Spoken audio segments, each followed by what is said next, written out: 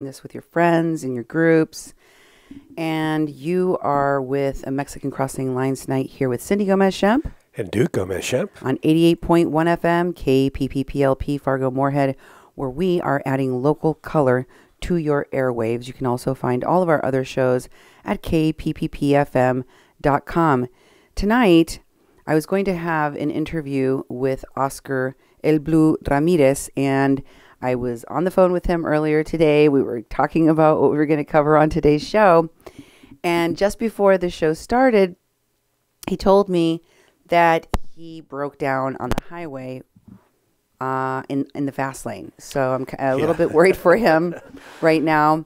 But I told him we would start the show. He said, I'm going to hurry up. I don't know what that means. Yeah, exactly. I did wait, try to give him as much time as possible. So we're hoping that he'll be joining us later on. Hopefully he'll be calling in here in any moment. Last time. Yes, that's right. And if not, we'll have to postpone and we'll do it another day. But, you know, he's in the fast lane. So it's Tijuana. I don't know what that means. The fast lane might be kind of slow. But he said he had car trouble. When you have car trouble and he had his child with him, is that you got to think of your safety and everything first. You know, put the show second.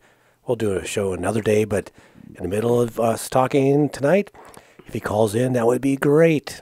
Yeah, and last time that he had a delay, it didn't take him long to jump on with our show. So hopefully he'll be here at any moment.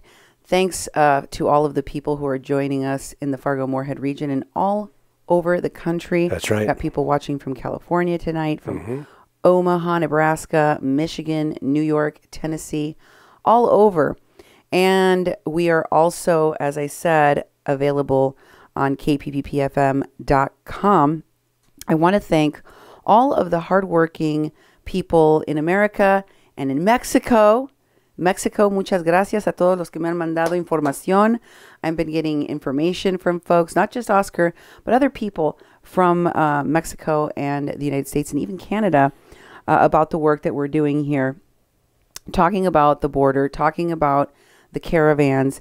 So thank you very much, one and all of you who put in the time to do all this research, to reach out, to help spread this information, and especially with this new case that I wrote about on TorySays.com about this young man who was taken from the shelter in Tijuana and who we believe, as I told you yesterday, has now been trafficked into the United States and is actually at this moment in the hands of some of the people that were with the American activists that helped to kidnap him in the first place. Terrifying. Yes. Absolutely terrifying. If you did not catch that article on our Facebook page, I will share it with you in the comments of this show. I would really appreciate it for those of you who haven't read it to please take a look at it. It's very important information about a young man who was taken from the shelter Agape in Tijuana. And we are going to try to do everything to find where this boy is and hopefully make sure that he is safe, because with these American activists who were giving him drugs and who it appears have now helped to bring him into the United States, I don't feel that he will be. So thank you for sharing that and sending me information about what the folks are doing that are bringing people into our country, whether they're in Tijuana or on this side of the border. Duke, how can folks support our work and send us your information? That's right. There's many ways. One way is, give us a call if you want to send us information. We have a call-in line that we use. If you want your voice on the air, we may put it on the air. But if you want to just call us, leave us a message, you can call 701-566-0917. Again, it's the message line, 701-566-0917. Email's a great way. You got Cindy at kpppfm.com, and you have me, Duke, at kpppfm.com. We also have, you can tweet us at media_PPP. Again, that's at media_PPP. And the one that seems to be most popular is our Facebook. You can find us on Facebook at 88.1 FM Fargo Moorhead. And then we also have two other Facebook pages, the People's Press Project and Mexi-can. And our main website is kpppfm.com. That's where we take our live streams and we put them up. We actually put them on YouTube. And then we put them on our website at kpppfm.com. And we put an audio file on there too. So in case you're driving down the highway and you want to listen to the show and not be looking at visuals, you can listen to our shows there. They're under Mexican Crossing Lines. And if you ever go to YouTube, you want subscribe to the channel. I just hit 500 subscribers the other day, which is nice.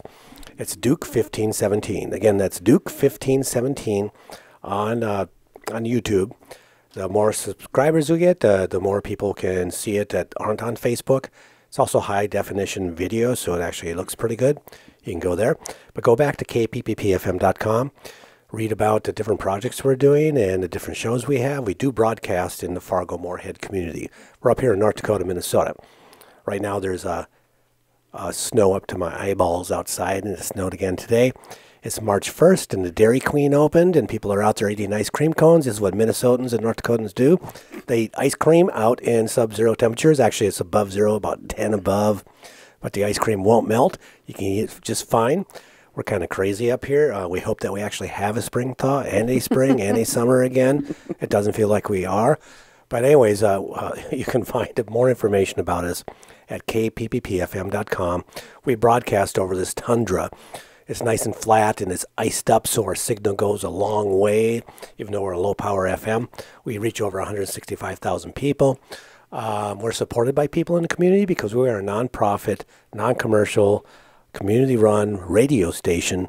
The Facebook Lives have been something that we started doing. It wasn't part of our original plan. We wanted to do social media, but we've been able to reach you people all across the country, into other countries. We have people in Mexico. We have people in Europe. We have people in Australia. We have people watching us all over the world, and it's very incredible. It's wonderful that you're taking this news on. In order for us to continue to do this work, we need donations from people because we're a nonprofit, so your donations are tax deductible. We'll announce your donation on the air if you let us. Someone sent in a donation today. I had a first initial or first name, last initial. I can't tell if they wanted to be mentioned. But, that's fine.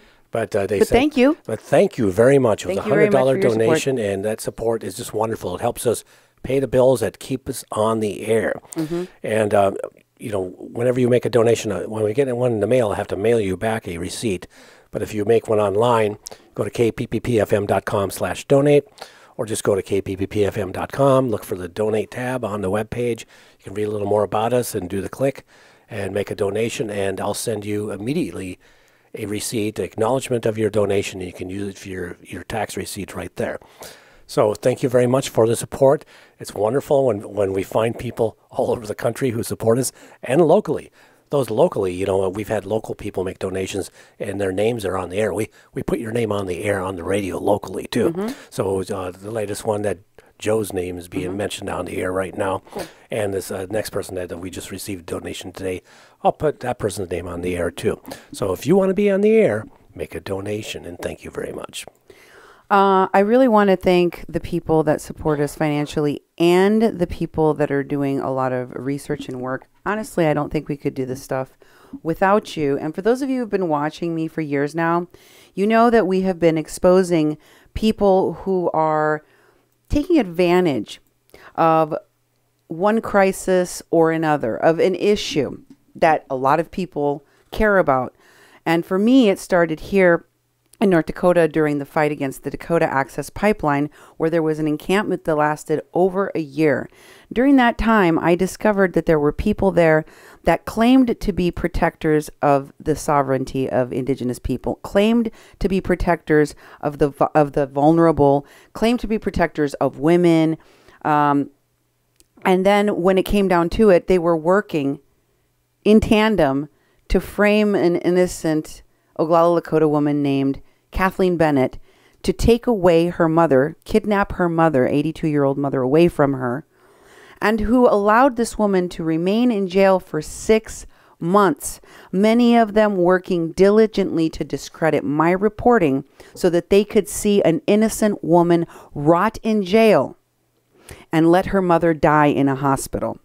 I became very aware at that time that these persons were not only frauds for what they claimed to stand for, they were perpetrating hoax crimes and reporting them to the police, like in the case of Kathleen Bennett, and that apparently they could get away with doing something that heinous to a family and have no charges brought against them. Not only that, they went on to continue to put themselves in a position of leadership, to speak on issues they have no business being at the head of. And so I have been documenting, I have been reporting, and I have been making sure to expose this vast network that includes people from Hollywood, includes people from the clergy, it includes people who claim to be medics and healers and shaman. It includes people that are within the new media, live streamers, but it also includes well-established media platforms that, I, for one, thought were legitimate. I, for one, thought that they carried, reliable information, and came to find out that they are just as vulnerable to putting out propaganda. The Intercept, the Guardian, Yes Magazine, Yes. Teen Vogue. I could go on. But you know what I mean, right? You've probably seen this too. And it really makes me depressed. Because as somebody that is working in the media, I guess I held the media to a higher standard of making sure that they weren't simply towing the line or carrying water for someone. Look how quickly the Nathan Phillips story turned into this fake report of a hate crime that people wanted to believe. People wanted to latch onto that, just like they did to the Jussie Smollett fake hate crime. Jussie Smollett got caught. And there are still people out there who refuse to apologize for the attacks that they made against the high school students and refuse to apologize for the things that they said against anybody that is a MAGA hat wearer or anybody that voted for the President Trump.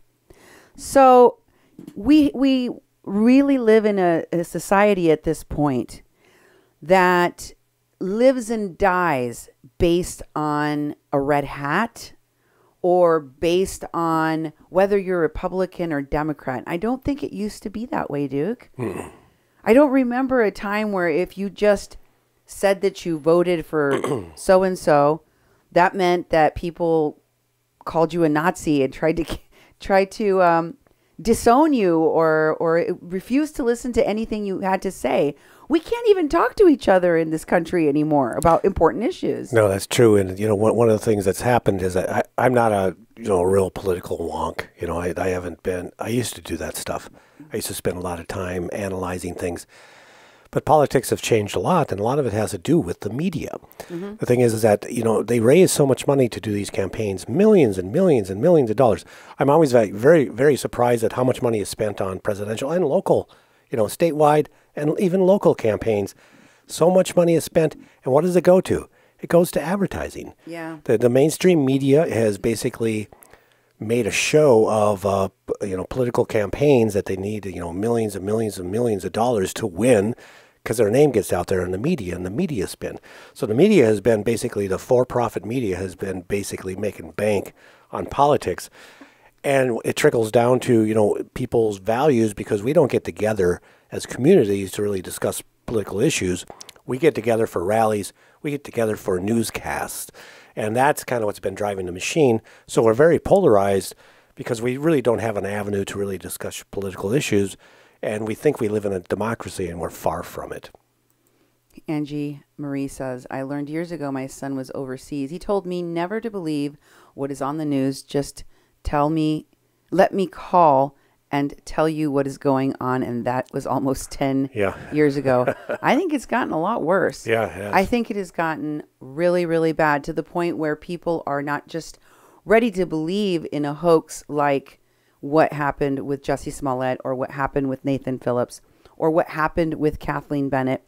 They are ready and willing to double down on their hatred, double down on their outrage, a fake outrage for something. And it makes it really hard for people here in America to have a conversation about what's really important. I was talking to Oscar about this today because he is being trolled by a lot of hateful people that are telling him things that I told him, I said, I think that sounds like an American. It sounds like a very American worldview to tell someone in Mexico that if they don't accept all of these caravans, if they question the behavior of some of the people within these caravans, that they're xenophobic, or that they don't know what it's like to suffer like that. They don't know what it's like to be a migrant. And I know that he thinks that these arguments are ridiculous, but it still makes him really upset that people are attacking him in this way, or that they want to attack him along party lines and say that he's a Trump supporter. I've heard him talking about, like, ladies and gentlemen, I am a Mexican. That's right. I cannot vote for your president. I have nothing to do with your politics. I am not a Trump supporter. I am not part of your politics. I'm a Mexican. I'm just a patriot in my country trying to protect my country. And you have people of all ages that run the gamut from all political parties that are looking at what's happening in Mexico currently and going, we can't do it. Whether it's because they're disgusted with the attitude of some of the people in the caravan, whether they're sick of the crime, whether they're sick of the demanding attitude, and it's so hard for so many people that live in extreme poverty in Mexico to watch footage on the news of people rejecting food, throwing away clothing, just to the point where now the caravan that is currently crossing down in the southern part of Mexico is begging for anyone to come out and give them water or food, because people are they've had it. They're so sick and tired of what's going on with these caravans. And I think that the last straw was recently when they killed 2 agents at the border, and they attacked the immigration authority in Mexico with sticks and stones and broke the windows in the vans. We heard terrified immigration agents, all of whom in one van were women, screaming because they relentlessly were throwing these rocks through the windows. And of course they're like trying to lay low so they don't get hit. And the women that were in the front were screaming at the women that were in the back where all the glass was, stop moving, you're cutting yourself. And it was like, oh my God. Like, these are folks that literally take the women and the children among their caravan, many times putting them right up at the front, right? That are taking them to cross the border, and they've got their children in tow. They're putting their children over the concertina wire. They're saying, when they're holding a building hostage, like they did at Viento y Marea, because they don't want to leave a shelter that was condemned because of their unsanitary conditions inside. We have women and children in here. We have women and children in here. And they attack a group of agents, all of whom were women.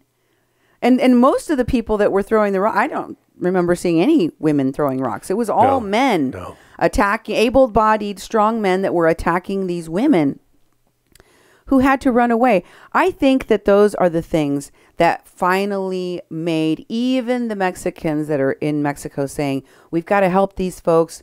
They're just here to find a better life, to say, we're done. We've extended a lot. You burnt that bridge. That's right. And I'd like my brothers and sisters in America, in the United States of North America, is the country we live in. Is the actual name of it, the United States of North America. Mexico is the United States of Mexico. So there's 2 United States. But we have a very, very poor knowledge of geography. Get out the maps. Get out the Google. Look at the maps and look at Central America. And look at the borders. And look at the countries that are creating caravans and how they go through Guatemala and one other little country and hit Chiapas, the south part of Mexico. And Mexico signed on to, you want to treat people like human beings. Human beings deserve food, water, clothing, shelter, that they're cared for, that we're all caring for other human beings. It's very biblical. You take the traveler, you let them in, you treat them well, you feed them. Mexico has that attitude. Mm-hmm. People have been migrating through Mexico to go to the United States. They hit this border, that's not going to let them in. And so they're faced with this dilemma of where all these people are going to go through the country for a quest to get in the United States, and they're like, fine, we'll let you through and go there. It's your issue, your problem on how to get into that other country, because their policies are totally different than us. Mexico has bent over backwards, developed a system to give people visas, work visas that could be in the country, that they gave them identification so they could freely go through their country. They could choose to stay there in Mexico, find work and work in Mexico, or go on to try to get in the United States. They did this so quickly that people were getting armbands and they were getting their documentation so they could be legal in Mexico. And then a whole bunch of people who had a lot of crimes on their record wouldn't be let in. They came in anyways. And after a certain period of time, only a few weeks, Mexico said, we'll give you these visas if you apply for them in your own country, and then we'll allow you to travel freely through our country. All these caravans, have been busing up and coming through, and there's been a lot of people doing damage and harm as they've come into Mexico and treating people of Mexico with the hospitality like crap. And people have been fed up because it's like, how come we keep on helping these people that don't appreciate it? It's like they don't want this help. They want other help. They want a lot more than we can give them. They're going right through our communities, taking over our town centers. Our Zocolos are filled with people, and they're not using the bathroom. They're not even equipped to be able to take care of this many people in one spot. So it becomes a crisis in the community. And then they have parties, and then not everybody's done this, but there's been enough bad situations that the people in their hearts to try to help these people are fed up because they've been treated so poorly. And the thing is that a lot of these people have been shammed and scammed that they're actually going to receive something that they won't receive, which is asylum in the United States. All they have to do is, read any newspaper, and they're going to know that less than 6% of people will actually make a cause for asylum, will actually have a hearing. They'll be incarcerated in the United States. Right now, that the United States is sending people back to Tijuana. 124 were sent back just the other day, instead of being kept in the United States in detention, which is usually what's going to happen to you. And it's a mess. And the people of Mexico are suffering from all of this. It's not their issue. It's not their issue. It's not their fault. All this stuff about Mexico and Mexicans migrating into the United States is something that's happened for decades and years and hundreds of years. Mm-hmm. And these new caravans who have come from these other Central American countries have created a whole different issue for Mexico. So Mexico is actually someone who is being harmed by this more than the United States. And right now, they are the Border Support Network, previously known as the Caravan Support Network, previously known as the Asylum Seekers Caravan Support Network, previously known as Occupy ICE, because they got to keep changing their names as soon as they're exposed for committing crimes, you see. And the latest of which, as I reported to you, was that they were involved with the kidnapping of a child. So now their Border Support Network, they're mobilizing people to go to Texas. I believe that they're going to be concentrated in El Paso.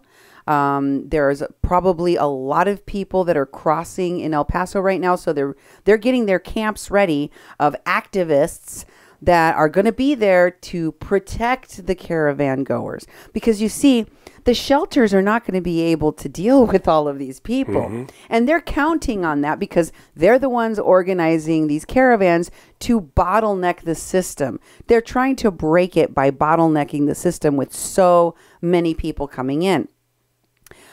One of my theories when I first saw these caravans happening is there's a lot of money to be made mm-hmm. in these immigration detention facilities, for all of the organizations that work with immigrants or that work with people that are filing for asylum, whether those are legal organizations or benevolent organizations like churches or nonprofits that work for those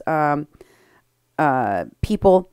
like the Minority Humanitarian Foundation, like the San Diego Rapid Response Network, like Al Otro Lado. And I could go on and on. You've seen me, Immigrant Defenders. What was the other one? Humanity. This is Humanity. Oh, yeah. The Go Campaign. They've popped up. Everyone's got their hand out because there's money to be made, folks. And they know that the only way that they can make this money is to get into that system. So while a person like Patricia Akwomu climbs on top of a Southwest Keys building to protest children being kept in detention, she's a professional activist. As she said today or yesterday in her Democracy Now! Interview with Amy Goodman, she doesn't have a job. Her job is to climb things. And you have to pay for it. And why? Because she wants in on the cash. She wants in on the money. Yeah, what's her skill? We showed her a GoFundMe just the other day on one of our shows, and she was raising money to go down to Texas. Yep. And it was a $40,000 GoFundMe, and she'd raised quite a bit. And I thought, what's she need all that money for? She was facing charges for climbing the Statue of Liberty on July 4th. Her hearing was supposed, or her, I don't know if it was a bond hearing or what it was today. Yes, it was. March 1st. Well, she was gonna have to explain why she got arrested again. And as Luis Monsiváis was saying on his live stream after talking to her while she was interviewing with Amy Goodman, there was a high likelihood that she would be arrested. In which case, she said she was going to start a hunger strike immediately. And the reason why they take these actions is because they want to be in the spotlight. And the reason why they need to be in the spotlight is because they need to make themselves relevant in this topic of immigration right here and now. And why? It's all about the Benjamins. You need to send them a donation because they're the spokesperson for the issue. But they just want their cut, folks. Yeah. They just want their cut. In my opinion, we shouldn't be expanding these detention facilities, and we shouldn't be expanding the business of taking on all of these folks because, as I have said, you might as well flush that money down the toilet. All of these people could end up getting housed for months and even years. And all it's doing is delaying the hearings of people that have already been in line to have their asylum hearings for years, 2-3 years now. So what's going to happen at the end of all of that is they're going to be denied their asylum and they're going to be deported. The only other way that you can be here legally is if you have a visa of some sort to work, to study, or to visit, or if you are sponsored by a U.S. citizen because you either had their child or married them. Those are the only legal ways to come into this country. If America wants to increase legal migration into this country and do what Mexico did by giving humanitarian visas so people can come and work here for a year and then go home, or maybe they want to have some kind of another path to citizenship for the DACA dreamers, then that's going to be something that this administration or maybe the next administration is going to have to determine. But what we have right now is what we have right now. And I am telling you that if even 10% of the people that are coming into this country, all of whom are claiming asylum, were to get it, it would be a friggin' miracle. Yeah. It would be a miracle. So the people telling them, oh, it's easy, and you'll get out pretty quickly, and then you'll have to wait some time, but eventually, maybe in 6 months or so, you'll be able to work too. They're lying to them. They can't promise any outcome. They don't know what's going to really happen. Plus, there's a lot of repercussions. You know, we've talked a lot about the initial of you enter this country without proper documentation. That it's in the civil code. Mm-hmm. However, if you enter this country without proper documentation and you're seized and caught and charged and deported, you can never come back to this country. Then it's a felony when you try to come back to this country. You'll never get your correct paperwork. You'll never get your visas. You'll never get your green card. You'll never get your citizenship because of those acts. So they're setting people up that might have real cause to be in this country or going to try to enter this country and become eventually a citizen of this country, they're going to be banned from this country. I mean, they're doing damage. Also, they're doing damage to the so-called, the normal Mexican community, the tourists who want to come to this country. I mean, how many of you went to Cancun or something like that? How many at spring break, people go down to Mexico. You can go down to Mexico on vacation. You basically show your papers when you come in the country, and you can go do what you want and then go back to the United States.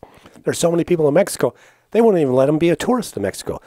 Oscar talked about that. He's waiting for his tourist visa so he can come to the United States. For a visit. For a visit. And Cindy's family won't even come here because that's too hard to get in the United States. I'm going to go to Europe. I'm going to go all over the world, but I can't get in the United States because they are so punitive because of situations like this. This is making it worse for Mexican people to be able to be tourists in this country and help contribute to our economy. So there's repercussions that are happening. We talked a lot about the detention centers and the prison system that was building up for the past 10 years for exactly this. They're cashing in now because this crisis, which we haven't pinpointed exactly how this is all being coordinated, but this is a big coordination. None of it's organic.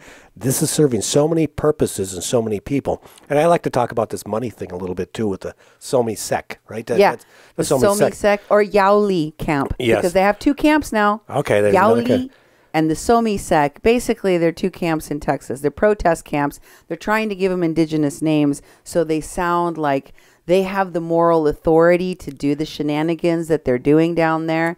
But one of the things I will tell you is that they're trying to partner up with these tribes that are asserting their sovereignty rights and being able to cross borders without having to go through Border Patrol, without having to show a passport, and using only a tribal ID and being able to drive in and out like that.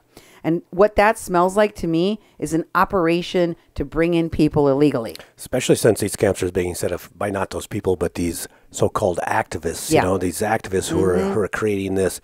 They're all swarming down there right now, and to me, this is the most bizarre thing. These activists, and it started with what started my awareness of Standing Rock when people would they go online and they start these GoFundMes. They're funneling money to all these people through GoFundMes in a way that your money couldn't be traced. So you could have big corporations. You could have all sorts of people contributing to someone and really not knowing who they were, and people collecting all this money. And it always surprises me that people are like, well, yeah, I need a new starter. My starter went on my vehicle, and then they raise, $300 on these GoFundMes to fix their starter. Our car went dead, and I spent 2 weeks walking through the snow, and the last thing I thought of is going online and saying, I need someone to give me $300 for a starter because my car isn't working. People are doing this still. People are doing this. I need to travel down to Texas to be part of this activist camp. And they're getting thousands of dollars to go there. Susie is one that just recently had these pages taken down on Facebook. Big appeal for that. Next thing you know, she's in Texas at one of these camps and asking for money to get down there and saying she had a breakdown, had some flat tires. And it's like, I'm just waiting for the GoFundMe to fix the tires.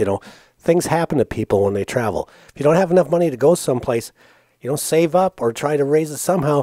But you can't just go online and expect people to give you thousands of dollars, to be able to travel throughout the country and go sit in some camp where people are sitting around planning these actions and these sorts of things when they're really trying to subvert the United States government, and they're going to make this whole immigration issue into something that it's not. And it's going to harm real immigration issues. It's taking us so far away from the core of what this needs to be fixed. Because now we got to fix all these activists screwing stuff up and doing a lot of illegal stuff that's harming a lot of people, and it's going to harm really trying to fix the issues to try to be more humane and try to make sure that people that want to come to this country can enter legally and have a process that doesn't take 20 years or puts you in jail, that is fair, and that we actually build our economy and our communities with people that want to be here, that can be part of our community. This stuff is ruining it for everybody.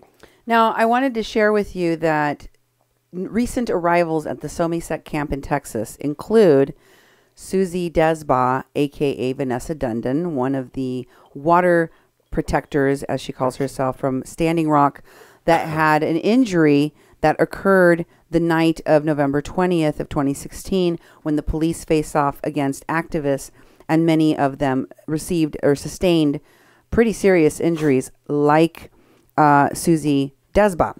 a.k.a. Vanessa Dundon. But she didn't go alone. She went to the camp with Orlando Cruz. Oh, yeah. If you don't know who Orlando Cruz is, we featured him in the Marcus Mitchell fraud that took place online. Marcus Mitchell, as I have told you, is one of the other people who also faced an eye injury out at Standing Rock. He has, he claims that he lost an eye and then also taste, smell, and all of these other senses in one side of his head, etc. So he was one of those folks like Wilansky, the Sophia Wilansky woman that had her arm almost blown off, that people saw as like martyrs of the Standing Rock movement. Oh, yeah.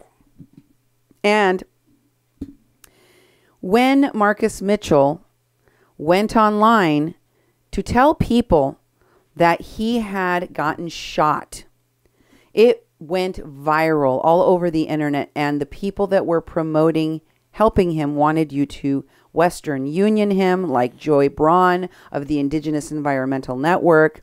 John Gonzalez wanted you to send him your money and your prayers. Also, you know, there was Orlando Cruz, Dan the Glass Man, and a bunch of these other people like Mitra Sin, who is an Army veteran who has been working very closely with LaDonna, Brave Bull Allard, who validated this complete fraud, this completely made up injury, saying that she dressed his wounds and she's a combat medic. So she said, as a combat medic, I dressed his wounds. Also, here's his GoFundMe. Go fraud me. Send him some money. So when I did the show exposing that it was all fake, and what we did was a reverse search of the image that he used, which was an x-ray that showed that the image that he used to say that he was in the hospital and that he had been x-rayed and there was a bullet inside of him, it did not belong. The image did not belong to him. It was like a 12-year-old image from a medical journal. All I needed to do was tell people, this is where he got this image from. This is a complete fraud. And within days, all of those people that had supported him and supported him receiving money were doubling down on their BS. Yeah, they were like, oh, well, you know, if someone got shot, you should ask questions later because it's really important. You know, in that whole situation, it was a Friday before a Monday where he had a hearing in North Dakota for his charges. Now, if you had been following his charges, you'd already seen that the Water Protector Legal Collective had left him, and he didn't have an attorney, and these things had been filed. But there was a plea agreement that was already set well ahead of time that he was actually probably didn't even have to go to court. He never had to go to court. But they were fundraising to get him there. And Orlando Cruz was one of the people who was legitimizing him.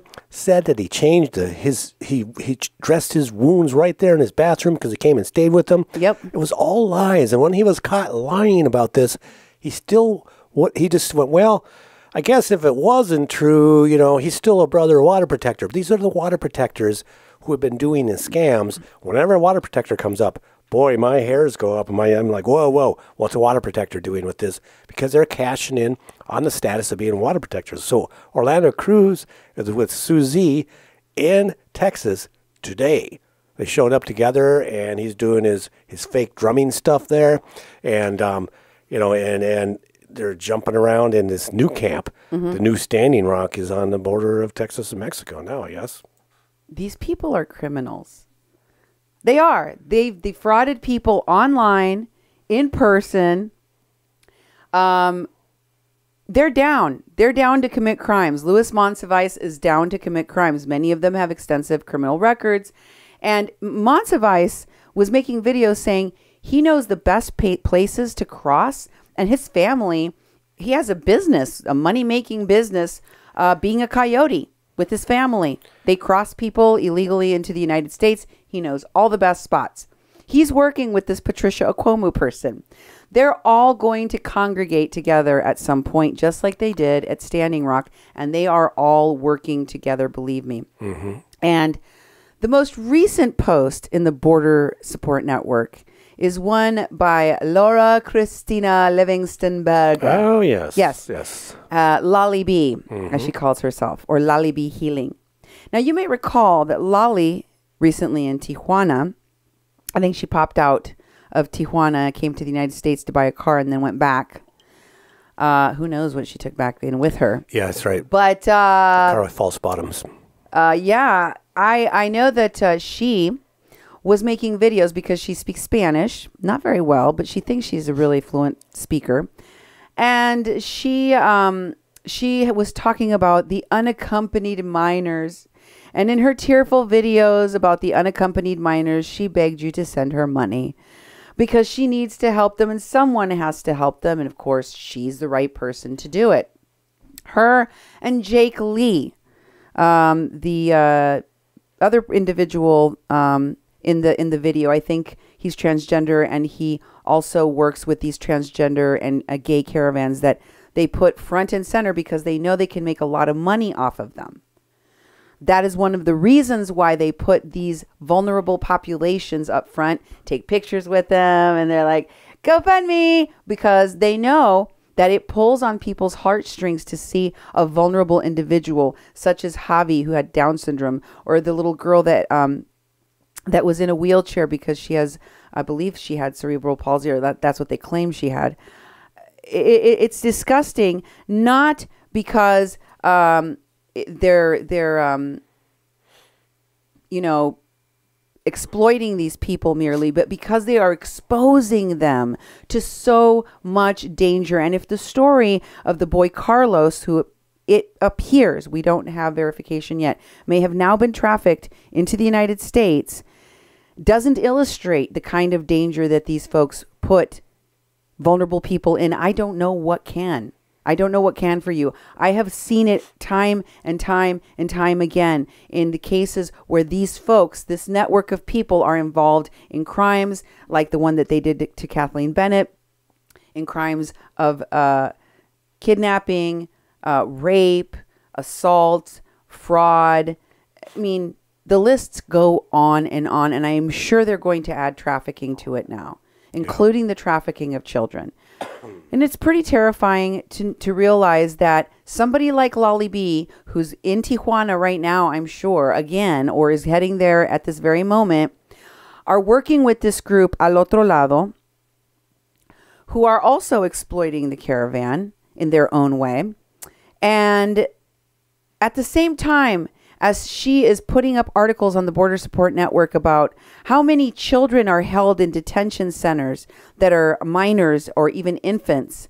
This is a woman helping these activists give drugs to children and traffic them. Do you not see the hypocrisy in that? Oh, yeah. That she is literally making herself out to be this kind of border angel that helps the children when she's working with the people that are actively lying to the children, giving the children drugs, and trafficking the children. It's mind-boggling. Yes, I don't understand how they can get away with that without people calling them on the carpet for it. Well, they're slippery people. They're slipping by. Lolly B was in Tijuana, and she's talking about the thing we have to do now is house migrants because they're going to be stuck at the border. And we need your money to provide places for them to stay. So it's all of a sudden people in the United States, oh, I got to give some money for that. That sounds like a really good thing. And at the same time, she's trafficking children. She talks about children, the unaccompanied minors that have trouble. You can't cross the border. I mean, there's a whole bunch of legal issues that they're facing. So they're giving out information that's incomplete. They're giving legal advice, and they're housing them, and they're traveling with them around. Traveling, and they're creating an issue. I talk about this almost every show. These activists need an issue. They pick an issue. It's like the Somi Sek. It's an issue of the tribal sovereignty of freely moving through lands. Okay, that'll be the issue. The butterfly sanctuary is going to be destroyed. The burial ground is going to be destroyed. Okay, there's our issues, everybody. Now come on down here, and we're going to hold people off, and then we're going to do some stuff. Even though in the background, even though their sign says no drugs, no drinking. They got to sign up in the camp. That Susie reminds posted you just like Standing Rock. And it's like, oh yeah, it's like drugs and alcohol okay because the people that are part of this are moving that sort of stuff. And tonight's show is a little bit different because we were prepared for Oscar to do a one of the things Oscar told me. What? He said that people in Mexico were watching these activists and these American people working with these young people, these young men, these teenagers, many of whom are unaccompanied minors, as they themselves admit in their videos. And they were like, why are they hanging out with them? Why are they taking them out to have pizza and taking them to different restaurants? Duke, if I was in Mexico and a child came up to me and said, I am all alone, I don't have any parents, I would not be like, hey, you want me to put you up in a hotel room and take care of you and feed you? Because I don't want to go to jail. Exactly. They don't care. Mm-hmm. And they don't care what they're exposing these kids to in the meantime. There are places like the Father's Shelter, the Pastor's Shelter, Agape Shelter, mm-hmm. and there are many others that have been established in Tijuana for a long time that do provide this kind of support, and they know what they're doing. They're recognized for doing that work. These people are carpetbaggers that come in from another country that don't really have the skills in the background, nor do they have the authority or the licensing in Mexico to be doing what they're doing, and they're doing it anyway, and they're doing it against the law, and they're doing things that are unethical, and they're doing things that are criminal. One of the posts that was in this group of photos that was recently posted by Lolly B was her buying snacks for the teen shelter. They continue working with teens. They like those teens. They want they want to have that in their wheelhouse of things that they're criming with. And then, of course, they talk about picking up donations for, people's apartments, who they're putting up in apartments. And they elaborate that they're getting food and supplies for some people that they had to take out of a shelter because the shelter wasn't safe. Do you know how many times I have heard that one of the shelters, El Barretal, or whatever shelter, you pick a shelter, they have criticized, attacked every shelter, every space that's been given to them in Mexico. It doesn't matter whether it was in Piedras Negras, in Mexicali, whether it was part of the INAMI institutions, which they burned down in Mexicali, or whether it was El Barretal, or whether it was Agape Shelter. It doesn't matter. If it's not run by the Americans, if they can't manipulate it, if they can't be in there running things, controlling the people there with drugs, as the pastor reported to me, because that's what he said. He said, Cindy, they control the migrants with drugs. And the ones that aren't addicted are terrified of the ones that are. And I will keep repeating that because we have seen ample evidence that kind of thing was going on. The police chief, the federal police chief in Baja California, in interviews with these activists that I translated for all of you to hear, he repeatedly accuses them and says he had the evidence of the fact that the migrants were consuming drugs inside of that shelter as well, and that the activists were consuming drugs with them. Now we know those people don't have money to buy drugs. Somebody's giving them those drugs. That's right. How do you have money to get an Airbnb for the LGBTQIA? A mansion, like the one that they got for them. How do you get the money for all of the booze, for the drugs, for the partying? I want to know, because this is incredible that you have people that say that they're running from poverty and starvation and these horrible conditions, but somehow they got the money to get high. Yeah. And they're seeking asylum. And also it is a big issue that people who have crossed the border started their process of claiming asylum in the United States. And the United States government has been shipping people back to Tijuana. It is creating a problem. It's like, well, who's responsible to take care of people? And it's like, there's a bunch of people. I think the last number I just read just recently was 124 were returned to the United States, returned to Mexico. And so you have 124 people kind of like having to wait for their hearing, but they have to wait in Mexico. This whole catch and release thing, which they would bring people in and they would let them out of the detention center and say, show up for your hearing. That's something that could happen and has happened, but it's not happening with any regularity now. The detention centers are full. They're shipping people back to Mexico. And those people are left there without any means. They don't have, they can try to get their work visa in Mexico and try to go to work, but where are they going to stay in the meantime? And there are shelters. There are shelters where they can stay until they get, the foot in the door. And for the activists to decide, we're just going to get a bunch of housing. We're going to raise a bunch of money from you. You're going to send us thousands and thousands and thousands of dollars.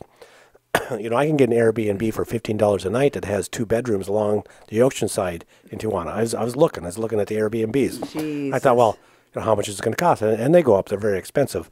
Right. But they're renting these places for people on a weekly basis with the money that you sent them. Yeah. And it's not fixing anything. No. And it's not helping people transition to try to get in line to try to create the next steps. And it's going to be a long time. So they're just going to sit there and wait. And also, why can't you rent an apartment yourself?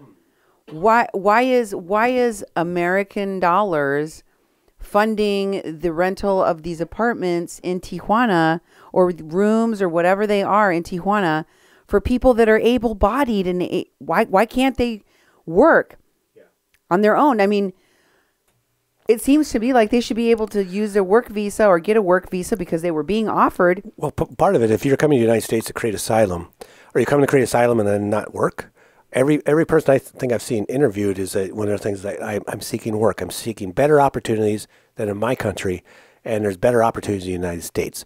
You can get paid more, and what do? I do construction. I do this. I do bookkeeping. I work in offices. I have these skills that are employable. So you're going to just sit in Tijuana in an Airbnb and not do anything and just wait? Because it's going to be, I'm not sure how long it takes for one of these hearings to happen, but it's not quick. It takes a long time. It can be years. It can be, it can be a long time that you're waiting to have this hearing. And once you have this hearing, you may not actually be granted asylum, and you'll have to go back somewhere. Where, if you're in Mexico already and you're waiting, you go to the hearing and, you get put back in Mexico, then what do? There people have been given opportunities to go back to their home country, and a bunch have. And then we've seen people who've traveled with the migrant caravan all the way to Tijuana, then they went back home, and they came on the next caravan. They're recycling themselves to come back and back to the same thing, because these are actions. These are things that are being put together. They're using people for a whole different messaging and a whole different action and all sorts of different purposes. And the drug stuff, I wasn't aware of that in the very beginning when we started discussing this, researching this. But now it's making a lot more sense that there's a lot of drug trafficking going on. Yep. And, for these American activists to jump on that right away, I think is totally disgusting. It's very disturbing.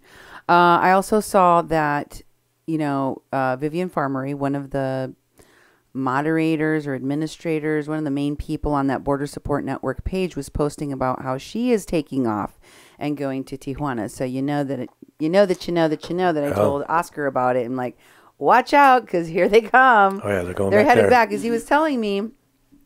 And I don't know if he's going to be able to join us tonight. I kind of doubt I it. just messaged him again and said, I hope you're safe.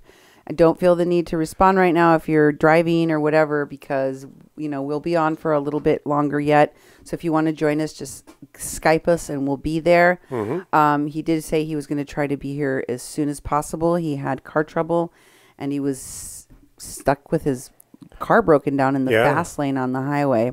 So I hope that he's okay.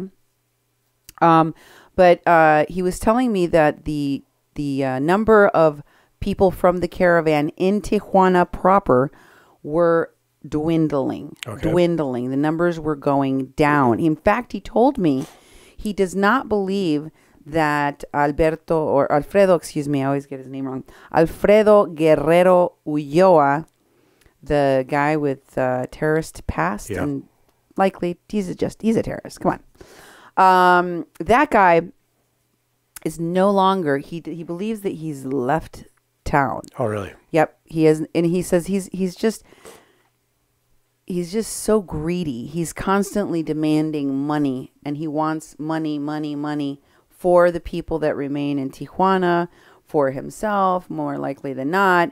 And I don't know that he got a lot of support this time around. People, like I said, are getting really fed up, which is good, because I think that the tide is turning in terms of what Mexico is willing to put up with. Now, the government and Andres Manuel López Obrador, what he'll do, it's anyone's guess, because it appears that on the one hand, he says he's not going to let people in illegally, and that he's forcing people now to request their asylum in their home country. They're going to expedite it just as fast as they were doing it here in Mexico. But now you have to do it there, because having these bottlenecks at the Guatemalan border where people are just taking over parks and throwing these crazy parties, they can't have that no more. They can't have that. Guatemala can't have that. These other Central American countries are like, no. Why is this not being done in an orderly fashion from their country? They can request asylum from their country. And then when they get to our border, they don't have to wait. They could just come on in, you know? But for some reason, thousands and thousands and thousands of people are choosing not to do that. They wouldn't have to sleep in a park or, you know, sleep in a tent or any of that if they simply filed for asylum in their own countries. But they don't. They're not trying to do that, which gives away something. It gives away the fact that they know that that's not the goal. The goal isn't to get a humanitarian visa that allows them to travel into and work into Mexico so that they could just come in an orderly fashion, travel freely through, because then they wouldn't need the caravan, you see. Plus also, they would have the ability to choose what route they take, where they go in Mexico, and to be able to work along the way if they chose to stay and live somewhere if they wanted to for a while. And that is something that is not part of their goal. The goal of these caravans is to cross into the United States and request asylum. Because once you're in the United States, who knows what happens after that? Yeah. Maybe you show up to your asylum hearing. Maybe you don't. Maybe your asylum hearing is 1 year away. Maybe it's 2. Maybe it's 3. Who knows what could happen in that time, right? The thing is, it's all happening while you're standing in the land of opportunity. And that is way better than doing it the right way. They're skipping steps because they don't want the outcomes that could possibly happen if they did things the right way.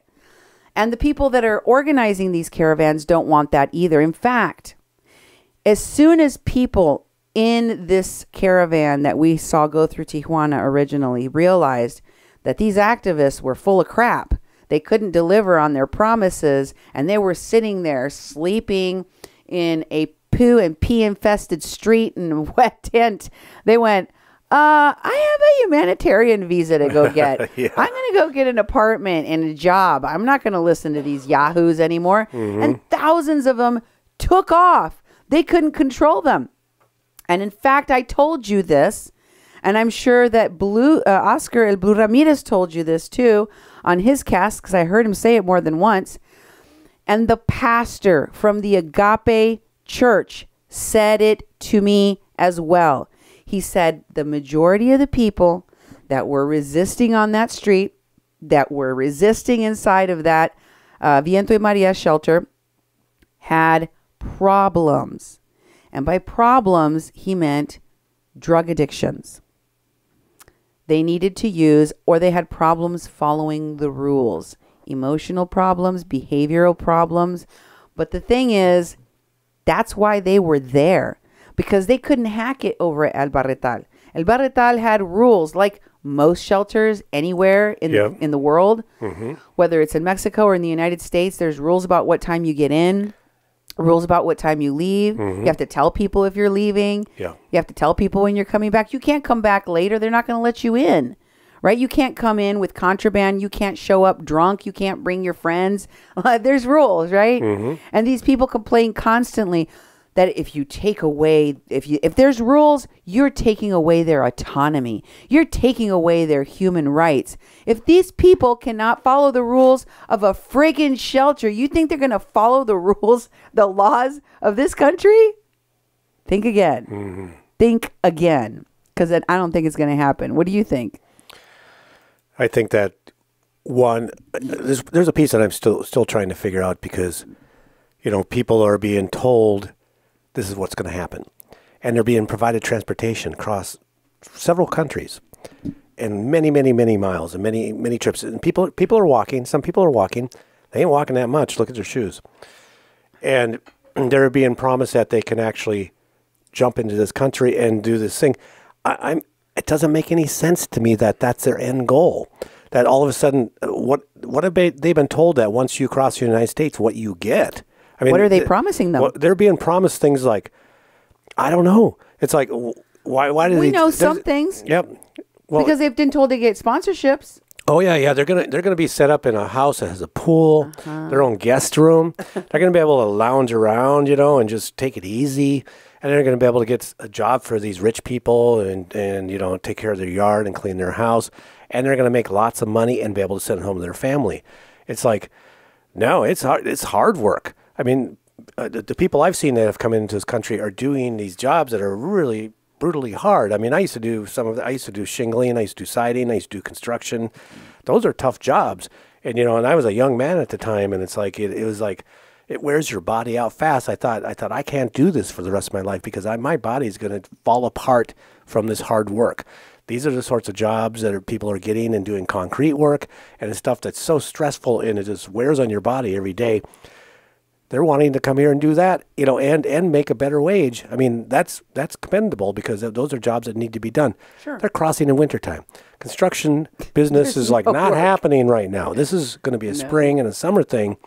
And I just don't understand. There's so many women and children that can bring their children in that, what are they looking for? What have they been promised that they are so eager to push through Mexico and disrespect Mexico all the way and then hit this border wall, which there is a wall in Tijuana. There's already a wall. You don't need to build another one. It's already there. It's already stopping people. People are getting around it. People are climbing it. That's going to happen no matter what structure you do. There's also planes, trains, and buses, Mm-hmm. And so there's all sorts of tunnels. ways. And tunnels and other ways to get across border checkpoints and those sorts of things. It's so many people at one time.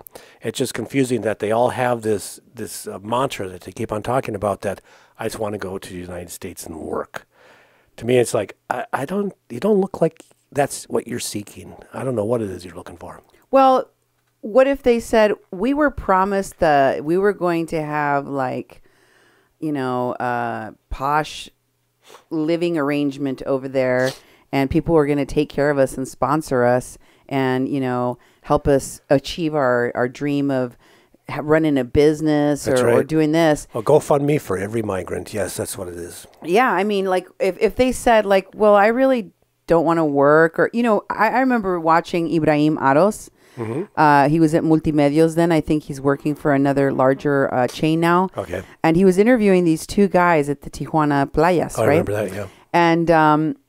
And he asked one, what are you trying to achieve here? Are you going to ask for asylum? Or he's like, oh, no, I don't qualify for asylum. I'm going to cross illegally.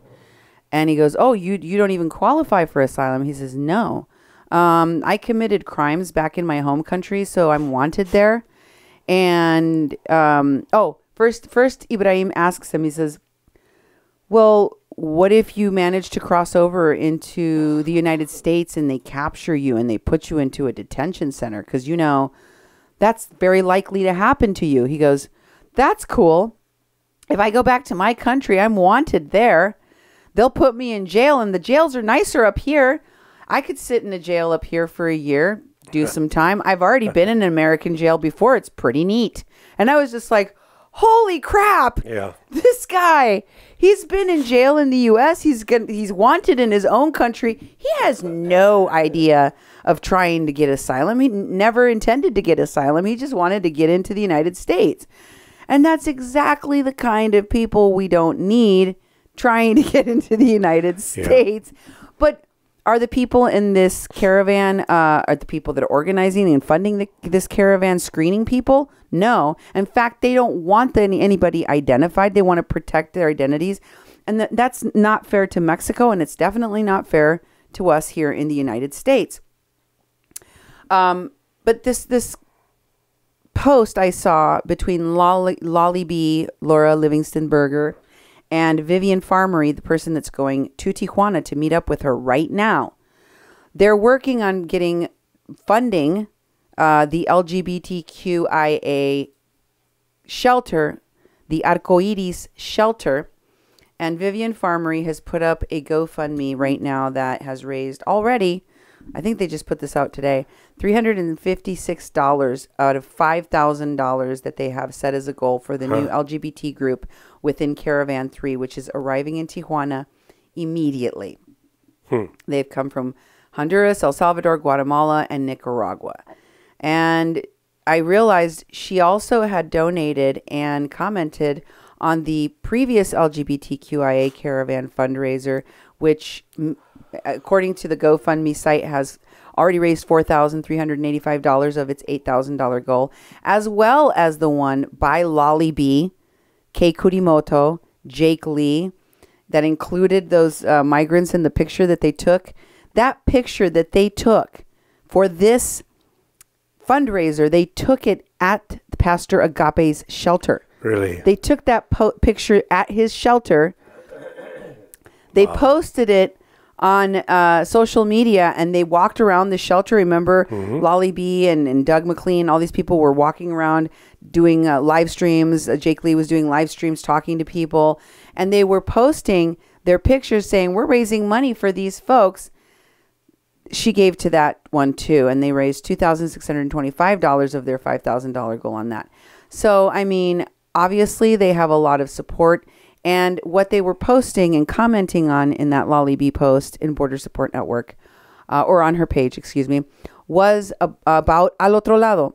So they're working directly with this lawyers group that is bringing people into this country and giving them advice on how that they can request asylum, including, as I told you, the pastor has proved to me with the evidence he's provided that they're fake marrying people. They're providing them with fake marriage certificates and then advising them to submit those fraudulent documents with their asylum claim. All that is going to achieve, in my opinion, is that a lot of people could be facing charges for defrauding the American government. That's what I see for those people. I hope that more people like Pastor Rivera are able to intercept those activities. He's banned Al Otro Lado from his shelter. And he says they keep calling him and saying, hey, we heard you have a shelter and we have free lawyers that we want to send to your shelter to talk to them. Is it okay if we come? And he said, nope. I know what you do. You can't come here. And that was the end of that. So, yeah, we should be on the lookout, or Oscar should be on the lookout for those individuals headed his way right now, because first comes the LGBTQ caravan. They usually get them separate transportation so that they arrive first, right? You've seen that pattern?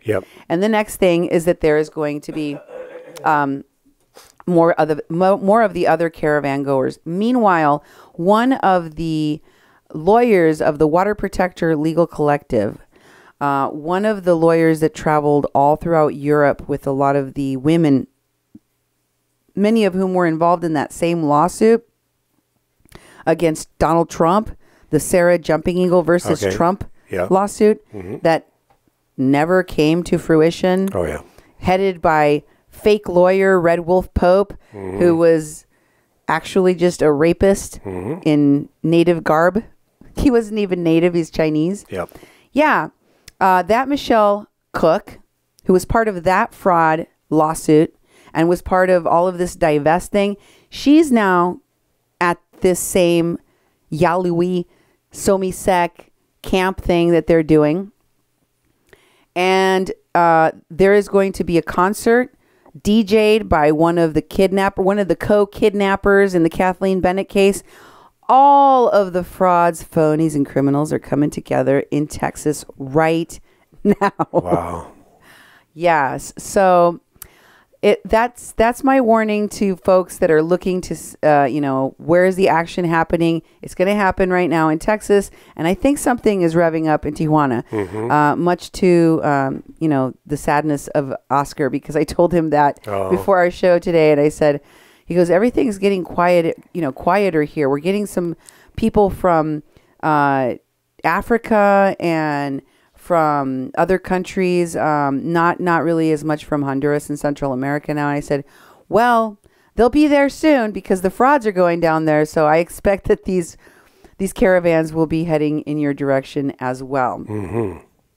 But it looks like Oscar is not going to be joining us. We've waited for him now for over an hour. Yeah, I sure hope it'll that be his another car. Day. Yeah. I mean, he's welcome here on my show at any time. And I told him, we don't have to do it every Wednesday. We could do it any day of the week. If you have an update, if you have information.